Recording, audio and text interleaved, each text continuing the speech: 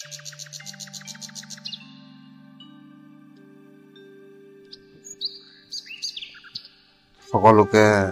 নমস্কাৰ জনাই আজি আপোনালোকৰ ওচৰলৈ ব্ৰহ্মপুত্ৰ ক'ৰ পৰা উৎপন্ন হ'ল এই বিষয়ে কিছু কথা আগবঢ়াব বিচাৰিছো।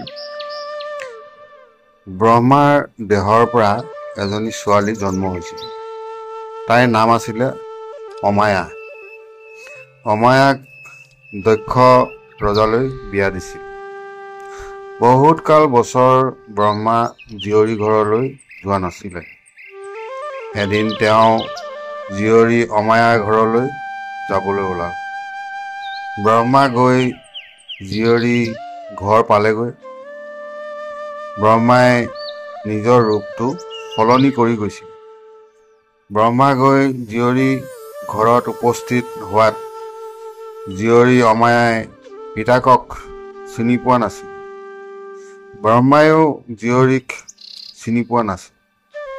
অমায়াই লাজতে ব্ৰহ্মাৰ গাৰ কাষতে লুকাইছিল। তেতিয়া ব্ৰহ্মাই যিফালে চাইছিল সেইফালে এখন মুখ উৎপন্ন হৈছিল। এনেকে ব্ৰহ্মাই চাওঁতে 5খন মুখ উৎপন্ন হ'ল।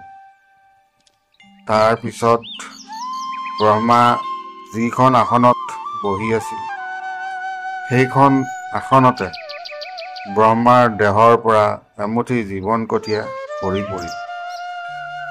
সেই সময়ত দক্ষ প্ৰজাপতি ঘৰত নাছিলে।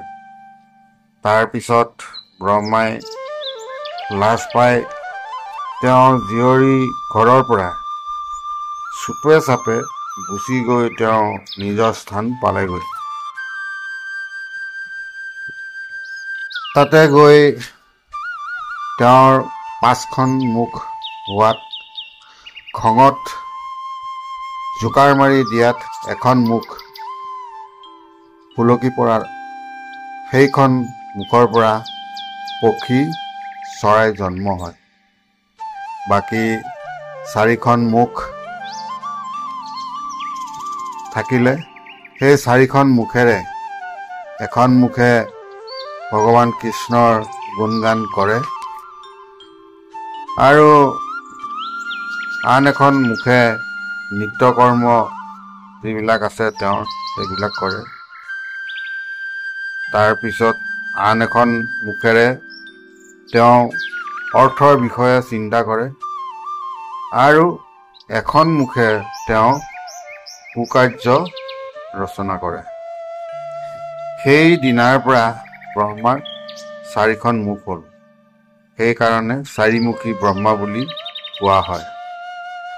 দক্ষ প্ৰজাপতি ঘৰ আহি পোৱাত দেখিলে সিংহাসনত কিবা উখল মাখল কৰি উতলি আছে। দক্ষই দেখি সেই অমৃত বুলি কিছু তেওঁ ভক্ষণ কৰিলে আৰু বাকীখিনি হেমবন্ত গিৰিত এটা পাত্ৰত ভৰাই থৈ আহিলগৈ। তাতে উখল মাখল কৰি এটা প্ৰকাণ্ড হ্ৰদৰ সৃষ্টি হ'ল। সেই হ্ৰদত 2 মহাপাপী ঘূৰোতে ঘূৰোতে লগ হ'ল। সেই দুজন হ'ল পৰশুৰাম আৰু কপিল। পৰশুৰামে পিতৃৰ বাক্য ৰক্ষাৰ কাৰণে জামদগ্নিৰ পত্নী পৰশুৰামৰ মাতৃ ৰেণুকাক এদিন জামদগ্নি ৰামে পোৱা ভগৱানৰ উপাসনাৰ বাবে আশ্ৰমৰ কাষতে থকা সৰোবৰৰ পৰা নিতৌ পানী আনি ঋষিক স্নান কৰিবলৈ দিছিল।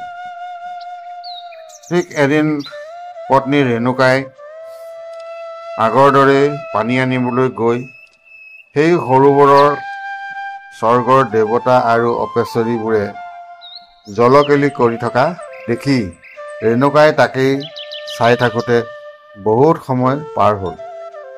ইফালে ঋষিয়ে গা ধুই উপাসনাৰ সময় পাৰ হৈ গ'ল। তেতিয়া জামদগ্নি ৰাম খঙত অগ্নিশৰ্মা হৈ ৰৈ আছিল। বহুত দেৰি মূৰত ৰেণুকা আহি ওলোৱাত পুত্ৰ পৰশুৰামক মাতি আনি ক'লে যে তোৰ মাতৃ ব্যভিচাৰী, গতিকে এওঁক তোমাৰ কুঠাৰেৰে শিৰচ্ছেদ কৰা। যদি নকৰা তেন্তে মই তোমাক সাপ দি ভস্ম কৰিম। পৰশুৰাম বিপদত পৰিল। উপায়হীন হৈ তেওঁৰ হাতৰ কুঠাৰখনে মাক ৰেণুকাক শিৰচ্ছেদ কৰিল। মাতৃহত্যা মহাপাপৰ বাবে পৰশুৰামৰ হাতৰ পৰা কুঠাৰখন সৰি নপৰা হ'ল। তেনেকৈ ঘূৰোতে ঘূৰোতে এদিন ব্ৰহ্মবধি কপিলক লগ পালে। এনেদৰে দুই মহাপাপী বনে বনে ঘূৰোতে এদিন হঠাৎ আকাশীবাণী পালে যে তহঁতৰ পাপমোচনৰ বাবে হেমবন্ত গিৰিত উপস্থিত হওঁগৈ। ব্ৰহ্মাই ইয়াৰ উপায় দিব। সেইমতে দুয়ো মহাপাপী গৈ হেমবন্তগিৰি পালেগৈ। তেতিয়া পাৰত বহি দিলে আৰু ব্ৰহ্মাই মাত লগালে, তহঁতে যদি পাপমোচন কৰিব বিচাৰ তেনেহলে মোৰ এই হ্ৰদটোৰ পাৰ ভাঙি দিব লাগিব। তেতিয়া দুয়ো মহাপাপী মান্তি হ'ল। দুয়ো স্নান কৰি সেই হ্ৰদৰ পাৰ ভাঙি দিয়াত তীব্ৰ বেগে সেই পানী অৰুণাচল প্ৰদেশত প্ৰৱেশ কৰিল। তাতে এটা প্ৰকাণ্ড কুণ্ড উৎপন্ন হ'ল। তেতিয়াৰ পৰা সেই কুণ্ডটোৰ নাম পৰশুৰাম কুণ্ড বুলি জনা যায়। সেই কুণ্ডৰ পৰা তীব্ৰ বেগে ভৈয়ামলৈ সেই পানী নামি আহিল। ব্ৰহ্মাৰ দেহৰ পৰা উৎপন্ন হোৱাৰ বাবে এই নদীখনৰ নাম ব্ৰহ্মপুত্ৰ বুলি কোৱা হয়। বেলেগ বেলেগ জেগাত ইয়াৰ নাম সলনি হৈছে। সকলোকে ধন্যবাদ জনাই কাহিনীটো ইমানতে সামৰণি মাৰিলোঁ।